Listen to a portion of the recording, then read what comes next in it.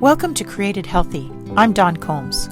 It's a common idea that God gave us everything we need in nature, but do we believe it enough to walk that out in truth? Often the very same people who say this go looking for answers on how to use food and medicine from man-made sources. Everything man creates comes with a user's manual. Why would God be any different? I challenge you to join me in seeking revelation about our body, mind, soul, and spirit health by digging into His written word and in practicing pure science in the visible world of His creation. I would bet that you could easily call to mind somebody if I asked you if there was someone in your life that you wish you could want perfect health enough for them to cover over the fact that they're not doing the work. Maybe it's somebody who doesn't do the very simple things, isn't cutting out the junk food, isn't cutting out all of the Coke and Pepsi and Mountain Dew that you know is killing them. And meanwhile, you know that it's so simple and you want for them to have the best health. And you just wish that you could want it enough for them, to do the wanting for them, to motivate them to get started. I think we can all look at instances of people in our lives that we think about that with God's relationship too. If only I could want it enough for them to understand that their salvation is so very important, then maybe it would be enough to get the ball rolling, to get their first step taken. And I think that one of those things that we learn over and over again, and definitely here today in Judges 15 through 17, is that our relationship with God is entirely up to us. No one can want it more for us or do enough pious things, do enough good in the world to cover our sins or our lack of relationship. And it isn't enough to just live in a family that is doing good things, going to church, going home, giving to the poor, tithing your salary. It isn't enough. You have to actually have a relationship where you are hearing God and understanding God, and there's a back and forth. And I see this in Samson's life. We just left Samson in the last reading. He had found a daughter of the Philistines that he had sort of set his mind to and wanted to marry. And during the bridal party, he had come up with a riddle, and he was angry when she finally revealed it to the bridal party, which cost him a lot of money and time. And so he ran out on her. And here at the beginning of Judges 15, he's decided, oh, wait, she was really pretty. I have a wife somewhere. I should probably go back. So he decides to gussy himself up and take a gift of a young goat, and he's just going to swoop in and everything's going to be fine. But he finds out that the father of the woman that he has chosen actually assumed that he hated her when he stormed out of the wedding and married her to somebody else. This makes him really mad. And Samson is an interesting character here in that he is not a righteous man. He is not somebody that is seeking God's wisdom, asking before he steps out into doing something. He has been blessed with God mightily because that was God's plan from the beginning, but he just sort of loses control over and over again. And here, when he doesn't get his way and he doesn't get his bride back, he ties 300 foxes together at the tail in pairs with a torch in the middle and lights it and sets them loose in the wheat field. God intended to use Samson, but it was not going to be a relationship like Moses. Moses had a face-to-face relationship with God. Moses was seeking God's heart. Moses was seeking his wisdom and trying to walk in his way. But we don't see any evidence of that here with Samson. Samson is this bumbling idiot that is guided entirely by his emotions, and his emotions are usually just volatile. And God has preordained from the beginning that Samson would be this really strong individual that would take out the Philistines for him, because he had a plan that the Philistines needed to be destroyed. And so he ordained from the beginning that Samson would be this instrument. But this has never been Samson's decision. Samson wasn't actively engaged in this. He just grew up in a family where the mom had decided to make the vow. She made the vow at the beginning for him that he would not shave his hair, and that he would go with that lifestyle where he was a Nazarite, and he was set above, or he was set away from the rest of folks, and he would be ordained to work for God outside of the priesthood. So his mom did all of that work, and so it strikes me all of his temper tantrums are the act of a spoiled child. And that's really what we see here in Samson, is somebody who was not raised to take his own decisions, to go after his own life, and to go after his own relationship with God. He just sort of took it as his due. So eventually we have him coming upon Delilah. And this is where the main story that we hear about with Samson is Samson and Delilah and his hair.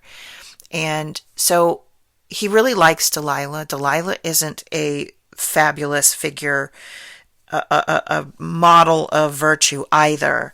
But each time he comes together with her, she's been paid off by the Philistines, and she's asking him, what is the source of your strength? Because everybody knows that Samson is a formidable man. He's dangerous. The Philistines want him taken out. So they're looking to Delilah to discover his secret. So she asks him, and he tells her, 7 fresh cords. If I'm bound with those, everything, I will lose my strength. And so she does that, and she says, the Philistines are upon you the next morning. And he just gets up and breaks the cords and gets away. And so he comes to her again. And this is where he's just not very bright, or he's completely led by his flesh to come back to somebody who's clearly trying to damage him, hurt him by telling a secret. He thinks he's safe because he's giving her ridiculous things. He tells her next that if you bind me with new ropes, that will weaken me. But the next morning she calls in the Philistines, he breaks the ropes, and away he goes. Then he focuses on his hair. The hair is important as part of that Nazarite vow. It is what sets you apart from others. And this is what, growing up, this story was all about Samson's hair, because his strength was all in his hair. Or so I was led to believe. So he tells her that if you take the 7 locks, so his hair was so long that it had turned into dreadlocks. If you take these 7 locks of my hair and weave them together in a web, then that will take my strength. And so she waits until he goes to sleep, and she does that. She calls in the Philistines, and he jumps up and off he goes. Now he comes back to her again. And he's pretty cocky about all of this. There's no way that there's going to be a problem. But it says that his soul was annoyed to death. And so she's asking again, and he is just annoyed to the death of his soul that she is pestering him about this. So he tells her that shaving his head is the way that he would lose his strength, because all of his strength is in his hair. He's looking towards his Nazarite vow now, the thing that makes him different. And in the morning, she shaves it off and calls in the Philistines. Now, what it tells us here is that he jumps up thinking that just like all the other times, he's going to run away using his superior strength. He didn't know that he was going to lose his strength. So he didn't believe that his hair was the source of his strength. That is not, in fact, what is actually going on here. It's just the way that we got told this story. He had no idea that this time would be different and his strength would leave him. But at this point, God's patience had run out. And Samson, and the fact that he had taken for granted his blessing of being blessed by God with superior strength, God takes away what we take for granted. God can turn his back on us when we take for granted that he's in our life. And maybe for some of us, God is in our life simply because we're in a family that goes to church and gives to the poor and tithes the salary and does all the right good things. But that doesn't mean the same as having your own relationship with God.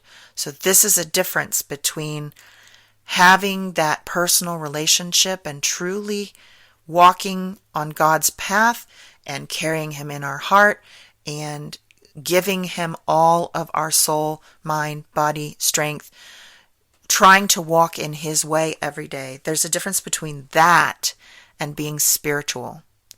Religion is so much more, and Samson, his downfall here is in this. He takes it for granted. He takes the blessing that he has, which is a tool being used by God. He takes it for granted, and God takes it away from him. And the Philistines blind him, they put out his eyes, and they imprison him. And as the story goes, he has time to reflect in prison. He is now a normal man with normal levels of strength, and he realizes that he has had a blessing taken away from him. And eventually they call him for entertainment at a party. They call him in, and he's blind. They strap him up between two posts, and he asks a servant about these posts and what they are. And he understands that they're supporting the house. And at that moment, yes, we're told that his hair was starting to grow back in prison. But at that moment, Samson calls on God and says, please see me again. Please remember me and give me the strength that you gave me before, and allow me to pull down this house and destroy these enemies. And that was God's intention all along.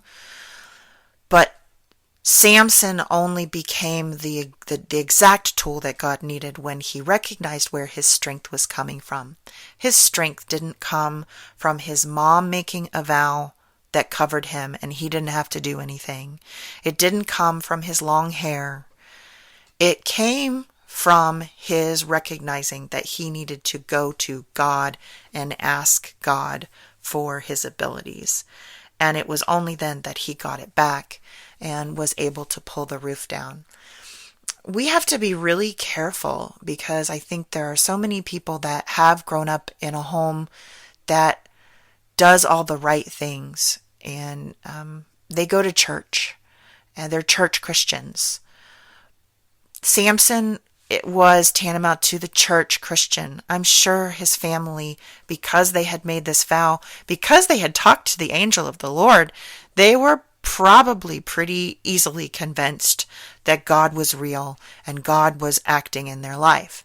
But Samson took it for granted, and he just lived in the shadow of their works, and he didn't pick up the relationship with God on his own.